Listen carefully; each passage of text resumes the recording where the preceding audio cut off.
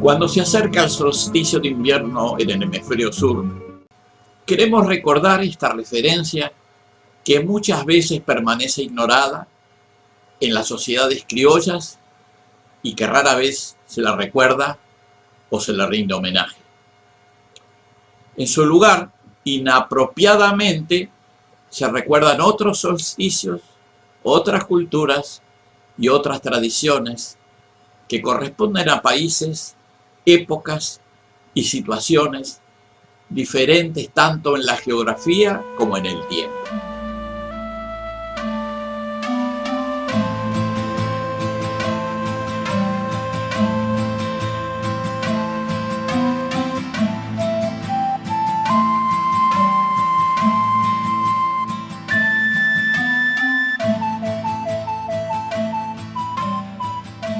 Desde tiempos muy antiguos, las comunidades humanas supieron que la naturaleza era cíclica, que los fenómenos naturales se repetían luego de un lapso de tiempo determinado. Comprendían que todos los seres que habitaban el mundo dependían de esos ciclos. También sabían que el ritmo de esos cambios dependía del sol. Del sol, de ese astro que brillaba más que nada, que iluminaba, que entibiaba, que calentaba o quemaba según el lugar y la época del año, que al fin de cuentas era la razón de ser de la vida y si no se le respetaba, podía ser la causa de la muerte. Centrándose en el sol, los pueblos buscaban interpretar por qué ese astro se movía en la bóveda celeste sin cesar, todos los días, desde siempre que había memoria. ¿Qué fuerza lo impulsaba? Porque en la plenitud del día a veces llegaba alto en el cielo y brillaba más fuertemente, y en otros momentos quedaba mucho más abajo, sin tanta fuerza, y brillaba más débilmente. A esos días en que el sol llega a su punto más alto en el mediodía, los pueblos le dieron gran importancia, le pusieron nombre y le rindieron homenajes. Los griegos le llamaron solsticio o el sol quieto, porque se quedaba varios días en esa misma posición. Ese periodo era el tiempo del crecimiento vegetal en que había más calor y más luz. Solían ser tiempos de abundancia. Por eso, a esa fase de la vida se la llamaba, reiterando el vocablo griego, solsticio de verano. Un tiempo después de ocurrido ese solsticio y pasado muchos días, se produce un cambio en la carrera del sol que afecta a todas las actividades humanas. Vienen los tiempos de poca luz, de menor temperatura y de poca producción vegetal. A esos días en que el sol sube poco y alumbra débilmente, también se le llamaba y llama solsticio, pero como es tiempo de invierno, se le dice solsticio de invierno. Al período entre dos solsticios de verano o de invierno sucesivos se les denomina año solar. Hoy sabemos que en ese periodo, entre dos solsticios análogos, se termina un recorrido elíptico de la Tierra alrededor del Sol. Bueno, para todos los pueblos, los solsticios eran momentos importantes. Trataban de referenciar en el tiempo ese momento, el de mayor brillo o el de menor brillo, porque esas eran las referencias del tiempo que les ayudaban a sembrar, cosechar, prevenir o dar la bienvenida a la llegada de las aves migratorias, prepararse para el frío o para el calor. Muchos pueblos celebraban sus ceremonias en esa fecha. Eran ceremonias que festejaban al sol cuando empezaba a subir nuevamente en el cielo.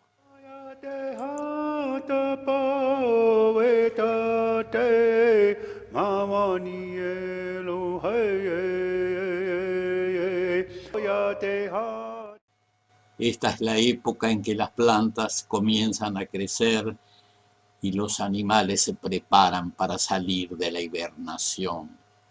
Algunos de estos pueblos pensaron que el año empezaba cuando el sol volvía a subir desde su punto más bajo, desde su punto extremo en el cielo. O sea, el momento en que se interrumpía esa retirada del sol, que podía verse como una posible amenaza para la vida. Pero no, se repetía el ciclo y el sol volvía a renacer nuevamente, tal cual lo había hecho durante innumerables generaciones. En el solsticio de invierno, los griegos celebraban las fiestas posideas en honor a Poseidón, así como luego los romanos celebrarían las Saturnalias en homenaje al dios Saturno. Estas Saturnalias habrían de ser rebautizadas Navidad o Natividad cuando se impuso el cristianismo en el Imperio Romano. Este cambio de nombre fue efectuado para que estuviera acorde con el relato de las autoridades religiosas del momento. Y el nombre, respaldado por la autoridad religiosa y por supuesto también la autoridad política, se pegó a la agenda ritual de la mayor parte de los países europeos y otros que estaban sometidos a su influencia. El solsticio de invierno, que tiene lugar el 20 o 21 de diciembre, y la Navidad establecida por las autoridades religiosas para el día 25 del mismo mes, no coincidían en el tiempo. Había un pequeño desfasaje de 4 días, pero en la dinámica del sol quieto, que en ese momento se mueve muy poco, este desfasaje no se nota. Al origen del año, que nosotros llamamos 1 de enero, le pasó algo semejante. En tiempos romanos, el origen del año se basaba también en el solsticio de invierno, pero también sufrió un desfasaje con los siglos que terminó siendo de unos 10 días. De todas maneras, debemos recordar que el solsticio de invierno, la Navidad y el Año Nuevo Civil, cuando nos referimos al hemisferio norte, son todos una variación en el tiempo de aquel solsticio de invierno que homenajeaban los pueblos europeos. Todo ello en el hemisferio norte. Pero mucho tiempo después, cuando la gente proveniente de Europa vino a dar a las tierras del sur, a las tierras que hoy llamamos continente sudamericano, con motivo de la colonización, se trajeron ideas de los ciclos del tiempo diferentes.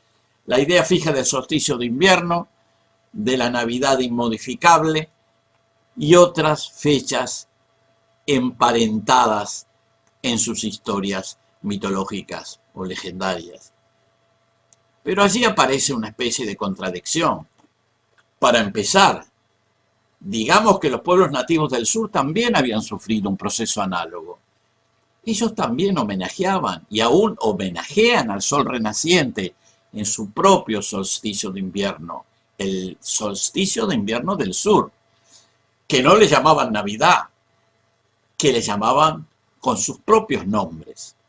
La contradicción era y es que los solsticios de invierno en el norte y en el sur no ocurrían al mismo tiempo. En el calendario que desarrollaron los europeos, en su propio continente, los días del solsticio ocurrían al fin del mes del almanaque que llamamos diciembre. En el sur, ese no era el momento del solsticio de invierno. Era por el contrario el tiempo del solsticio de verano. No era la fecha del sol débil y renaciente, el Inti Guatana de los quechuas, sino del sol completo y brillante. Eran los días de luz y calor, de vida animal y vegetal, de comidas y luces.